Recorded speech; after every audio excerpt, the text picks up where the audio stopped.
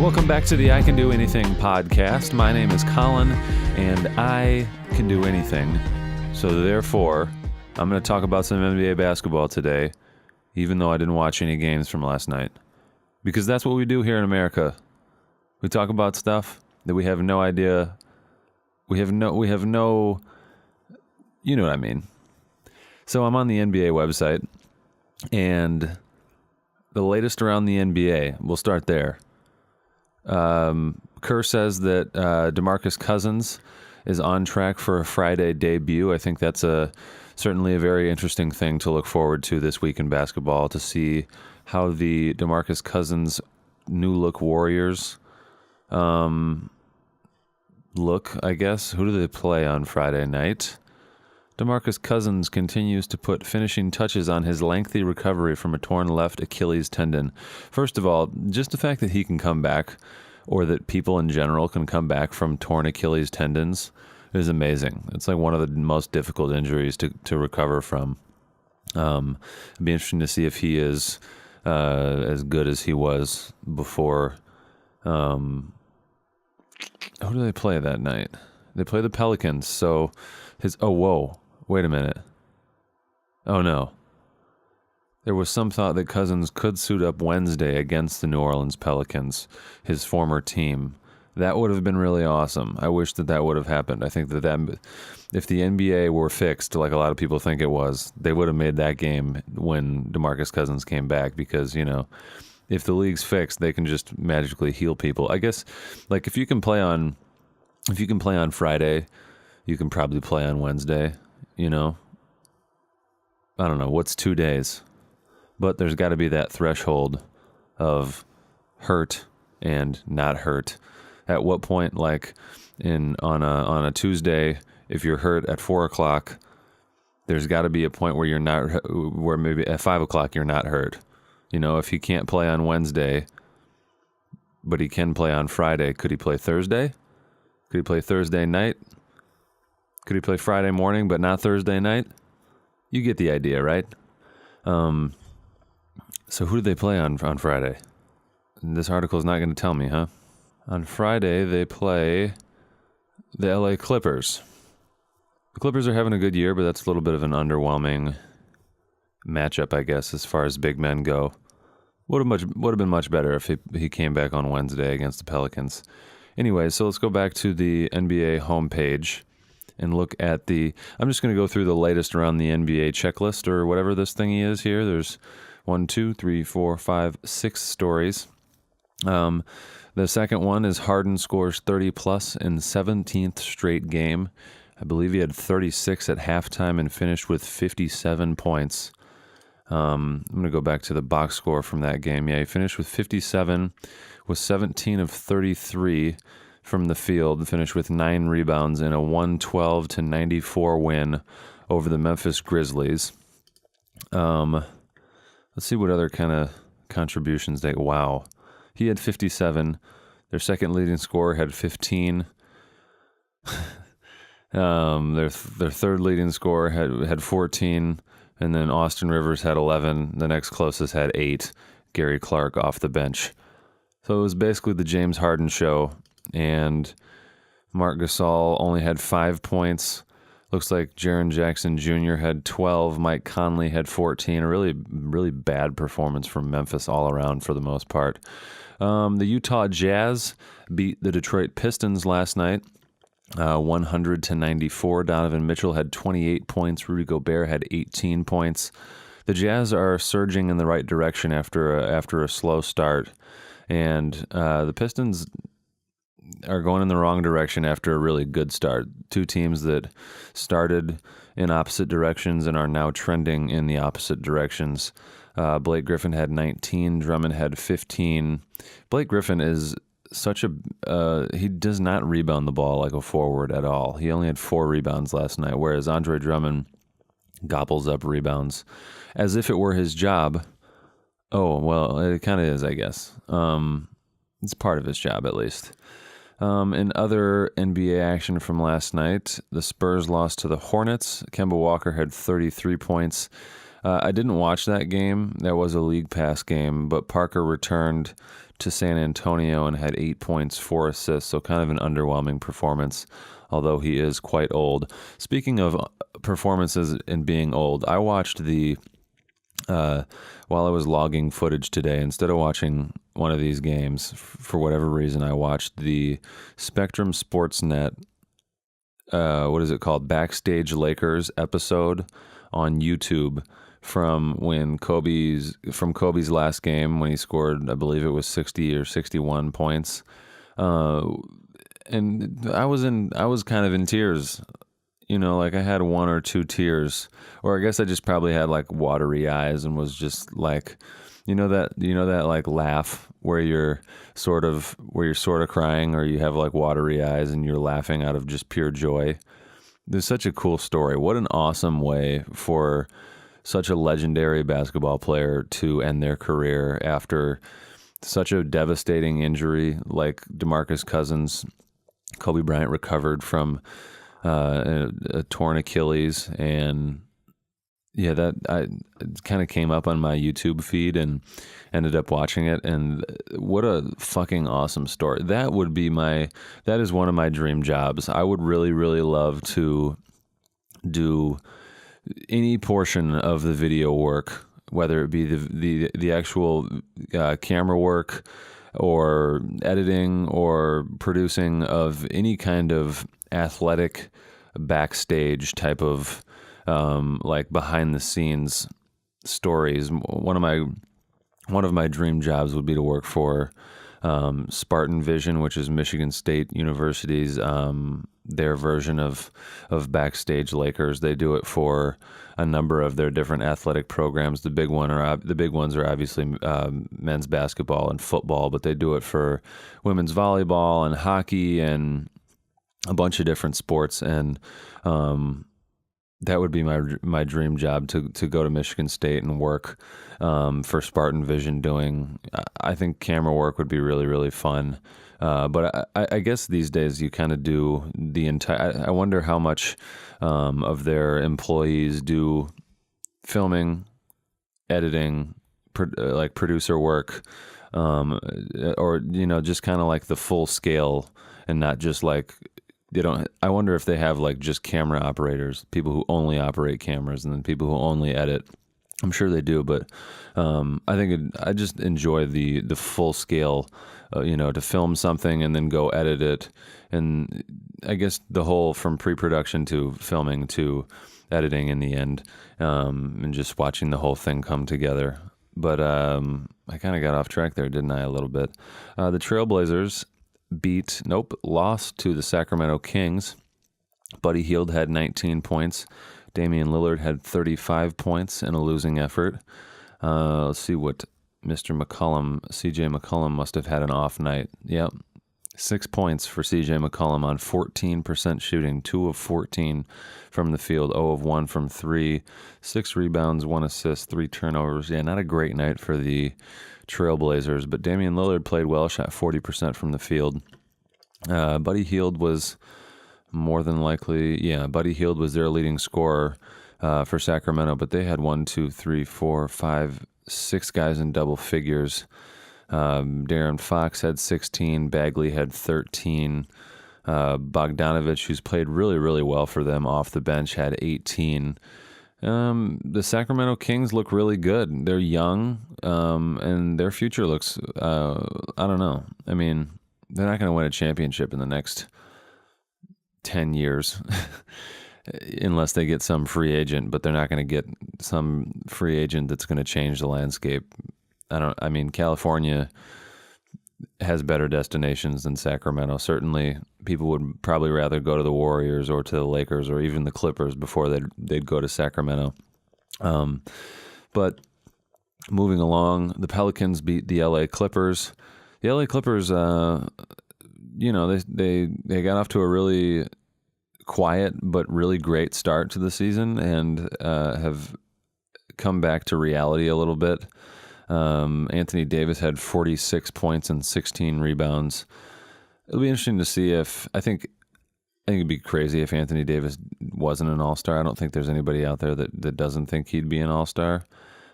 Just because they're under 500 doesn't mean he's not going to be an all-star. I mean, if you took anybody from the Pelicans, it would have to be Anthony Davis. But certainly a great night for him last night. 16 of 34 from the field, 2 of 5 from 3, 16 rebounds, 4 assists, only 1 turnover, although he doesn't handle the ball a ton. 3 steals is impressive for him. 1 block. They also got 27 from Julius Randle, who seems to fit in pretty well with Anthony Davis. I think they go together pretty well. Drew Holiday had 19 on 33% shooting. I would guess that's right around Drew Holiday's average. He averages 20.8 per game. So a pretty average night for Drew Holiday. I think he could certainly play better than 19 points and has. Is that all the games from last night? Oh, I didn't talk about Celtics and Nets. Wow, the Nets beat the Celtics. D'Angelo Russell had 34 points, 7 assists. D'Angelo Russell is really, really hit or miss. He certainly can be an all-star in this league. He's capable of scoring. Last night 34 points on 50% shooting, 13 of 26 from the field, was 7 of 13, 53.8% from 3, 5 rebounds, 7 assists. Too many turnovers though, 5 turnovers. But I don't know. He also can play like shit and score 4 points and shoot the ball like 20% from the field and take too many shots and turn the ball over too much. And he's always been. I mean, I think coming out of Ohio State, his MO was being a great passer, but certainly outplayed. Oh no, Kyrie didn't play last night. Well, that probably had a lot to do with it. He outplayed Terry Rozier though. Terry Rozier had 7 points on 25% shooting from the field, 1 of 6 from 3. So a pretty bad night overall from Terry Rozier. Jaylen Brown had 22. Jaylen Brown's had a quiet year. I know he's missed some time with injuries. Jason Tatum though had a big night, 34 points on 63% shooting in a loss though. So, was 3 of 5 from 3, 60% from 3, 5 rebounds, 3 assists, no turnovers, but negative 13 and plus minus. Pretty average night or below average night for Marcus Morris and Al Horford, who only had 8 points total. And I know that their season averages are definitely above 8 points per game. 11.5 points per game this season for Al Horford. And for Marcus Morris, I would probably guess somewhere around 13 or 14 per game, 15 per game for Marcus Morris. So an underwhelming performance from the Celtics in Kyrie's absence.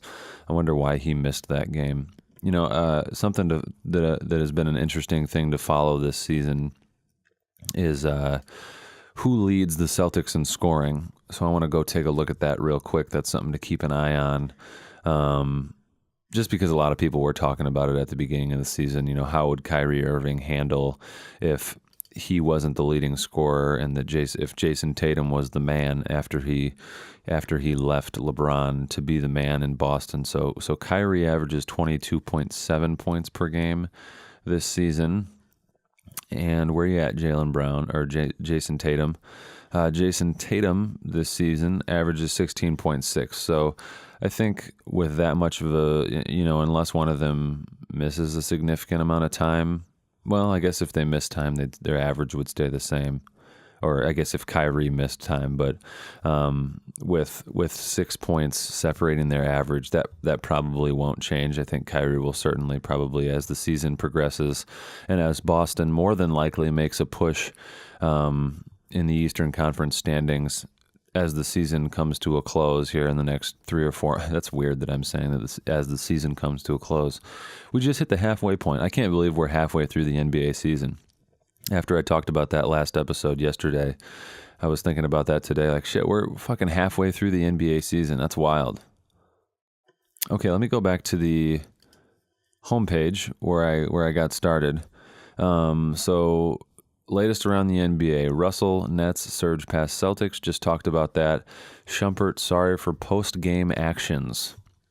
Ooh, some political stuff. Let's see what he did. Shumpert tried to enter Blazers locker room after the win. Kings guard Iman Shumpert was stopped from going into Portland's locker room by Arena and Trailblazers security after Sacramento's 115-107 victory on Monday night. Shumpert was apparently angry at Blazers center Jusuf Nurkic, who set a hard screen in the second half. And Shumpert said, quote, some stuff needed to be between me and him, a conversation between two men, Shumpert said. Some stuff happened out there that we needed to have a conversation about. That's it. Yeah, I'm sure that's it. You probably just wanted to talk, huh, Iman? I just want to talk to you, man. That never ends in just talking. I just want to talk to you. Usually ends in fists being thrown. Says Nurkic shrugged it off. I'm not going to worry about it, he said. He's going to retire soon. I'm not going to worry about a guy who's going into retirement soon. Wow. Shots fired from Jusuf Nurkic. Interesting. The 28-year-old Shumpert was called for a technical foul in the third quarter. He later, wow, I can't fucking read. He later was walked to the bench by a teammate after arguing with someone on Portland's bench, likely Nurkic. After the game, he tweeted, I apologize to fans if I made a scene. It wasn't my intention, but this 2019 stuff is all about a story. Don't let that distract you from this young scores ball club getting a great victory against a tested Blazers team. Well, that wasn't the greatest English there, Iman. That didn't make really much sense at all. An hour later, he tweeted a link to the ESPN's recap of the incident and tweeted, I don't believe the internet. I was respectful of their team's space and privacy. I waited outside and asked to have a conversation. I was greeted by team security that talked to me, and I left. No story scores win. Maybe that's the part I didn't understand. Is hashtag scores? Do people call the Sacramento Kings the Scores? Is that their he also hashtag purple talk? That must be their thing. Their fucking marketing team's little thing that every team has. Like the Dubs was what was it? The Warriors was strength in numbers. For every playoff, in the playoffs, I guess all the teams, marketing teams, put together some fucking stupid little thingy for them to sell playoff tickets, as if that's going to actually sell playoff tickets. What sells playoff tickets is players on the court. Okay, what do I fucking know? Just because I work in a marketing office, I don't know anything. I'm just a guy, remember? Reports. Capella to miss 4 to 6 weeks. I saw that Clint Capella was out last night. I did watch a little bit. I watched a little bit of the first half of the Rockets game just to see fucking James Harden go to the free throw line. There was a foul, Joakim Noah fouled James Harden where it was like a clear-cut foul. And I thought it was kind of stupid of Joakim Noah to just blatantly foul him. Like he goes to the line on minimal contact enough. That's why he's driving to the basket and flailing his arms around, because he's just trying to go to the free throw line. Why are you helping him out? But Joakim Noah, like Jusuf Nurkic said about Iman Shumpert, he's likely going to retire here pretty soon. Although I could see Joakim Noah, when you think there were probably a lot of people that thought he wasn't going to come back from this latest injury, and now he's getting like rotational minutes on a Memphis team that's actually doing pretty well in the West. I want to say that they're probably in the playoff hunt. I guess everybody in the West is in the playoff hunt. But the last thing on the latest around the NBA is that the NBA ruled there was no violation in the Patrick McCaw, the Cavaliers-Warriors investigation. I didn't really understand what the background there was behind all that stuff. The NBA has cleared the Cleveland Cavaliers of any wrongdoing in their brief alliance with forward Patrick McCaw. At the urging of the Golden State Warriors, the league investigated Cleveland's signing of McCaw as a restricted free agent before releasing him. McCaw played 2 seasons with the defending champs, but did not re-sign with them last summer. The Cavs signed him to a 2-year, $6 million offer sheet last month that the Warriors chose not to match. McCaw played 3 games for the Cavs and was waived before his contract became guaranteed. He signed with Toronto last week. Oh, I didn't know that. That's what it was. They signed him and then waived him before his contract was guaranteed, and I think the Warriors were a little upset. That whole thing, I get Patrick McCaw wanting his money. He's one of these marginal NBA players that, if you get the chance to make $6 million over 2 years, you're going to take it over maybe making, granted you're playing on the Cavs who fucking suck, and Cleveland sucks too, whereas you could be making, if he makes $6 million over 2 years in Cleveland, cost of living is certainly cheaper than it is in Golden State, where he would probably be making way less on a team that has much, much more star power and much higher. Well, they probably have a higher salary cap too, or not a higher salary cap, but just a higher. What am I trying to say? Like their overall money being paid out to players is probably spread. I don't know what the fuck I'm trying to say. He'd make a lot less money in Golden State, so I get that he wants to go make his money while he can, because he's probably going to have a short career in the NBA. He'll probably make a solid contribution, though, to Toronto. I could see him playing, 6 to 12 minutes off the bench. But the league ultimately said Monday it found no violation of the league's collective bargaining agreement, including the anti-circumvention rules, whatever that means. The Cavs could forfeit a draft pick had they been found guilty of any offenses. Well, if it was a high draft pick, that would have really sucked for them. There's a story on the NBA front page that did sort of intrigue me. How has the Wolves-Sixers trade played out? I'm going to read this article along with the viewers. No, you're not viewing this. Well, you're sort of viewing it, but you're listening mostly to my beautiful voice. Wolves and Sixers both better since the Butler trade. That's interesting. Jimmy Butler will face oh, that's why. Okay, so Jimmy Butler is going to play the Timberwolves. The Sixers and the Timberwolves play tonight at 7 o'clock on NBA TV, so I won't be able to watch that one until tomorrow. Just kind of skim over this story. 9 weeks later, both teams seem to be in a better place in regard to how well they've played since the trade. The trade has worked for both teams. They had a combined record of 12-15 at the time of the deal and are now a combined 37-23 since the trade. Since the trade, the Timberwolves... at the time of the trade, they were 4-9, and they're now 17-13. That's a bunch of mumbo jumbo. Does Butler fit in Philly? Blah, blah, blah. Defense keying Wolves' success. It looks like I don't know why I'm doing this. I'm not going to read this whole article, and you could just go read it rather than listening to me fucking say the headlines out loud. Let's look forward to the schedule for tonight and see if I'm going to watch any games. I got a MSD school board meeting to go to tonight. I'm going to listen to the board members of the school district talk about God knows what and regurgitate a minute-long story onto the radio for tomorrow. This radio job, it's just, it's not cutting it for me. I'm quite sick of it. I'm looking for a way out. Hopefully they're not listening.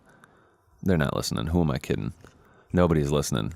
But if they are, that's okay. If they were to fire me tomorrow, which they wouldn't, for talking about not wanting to work there on this podcast, so be it. I don't think my life would really probably just be better. I'd have more time to do this. I'd have more time to hang out with my cats. I'd have more time to, I don't know, put in extra work at my full-time job. I had a really busy day today at my full-time job. I filmed star football player at Trine University, Simeon Washington, who we're highlighting in our scholarship gala dinner video to try to get people at the scholarship gala to donate to the Books and Beyond program. I filmed him at a 6:30 a.m. Football. The entire football team is in a 6:30 class. It's technically a class called Speed and Agility, where all the football coaches do speed and agility workouts, or conduct, I guess, speed and agility workouts with the football team. So I filmed Simeon doing those workouts, and then I filmed some B-roll footage of him and Coach Abs in the Coach Abs office, like drawing up plays on Coach's whiteboard and just looking through film. And then I filmed him doing a weightlifting workout at 8 o'clock after that. And then I filmed... I actually had a much busier day scheduled, and 2 people canceled some BS little testimonial video shoots that I had midday. And then I went and filmed Simeon in class at 2 o'clock. And, here I am now just talking to myself, basically. Tonight's games are the Suns, the Pacers. That's boring. It's not boring. I shouldn't say that. The Timberwolves and the Sixers, already talked about that one. OKC and the Hawks, that's no good. Heat Bucks, Antetokounmpo is fun to watch. The Heat really aren't. The Warriors and the Nuggets is a great one. I'm gonna watch that one. Hey, hold me to it, okay? I want you guys to hold me accountable. I'm gonna watch that game. I have I'm gonna be doing mostly editing tomorrow at work. I do have like 3 or 4 video shoots, but they're pretty well scattered throughout the day. Oh man, fucking damn it. I might not be able to record this tomorrow because there's a home women's basketball game at the old MTI Center that I have to work at 7:30. But I am going to watch that Warriors-Nuggets game, and I'm going to try to make that happen. Don't hold me to it. I know you're not going to, because I'm amazed if you're listening to this. I need to have a little better attitude about... Nobody listens to this, but maybe someday somebody will. I need to have a little better attitude about people listening or not. I'm doing this for me, though. Am I, though? Am I doing this for me? I don't even know why I'm doing this. And then the last game on NBA TV is Bulls-Lakers. And LeBron's probably not playing, which is unfortunate, which means I probably won't watch that game. But if I do record this podcast tomorrow, I'm talking about Warriors Nuggets. And why, you may ask? You already know why, because I can do anything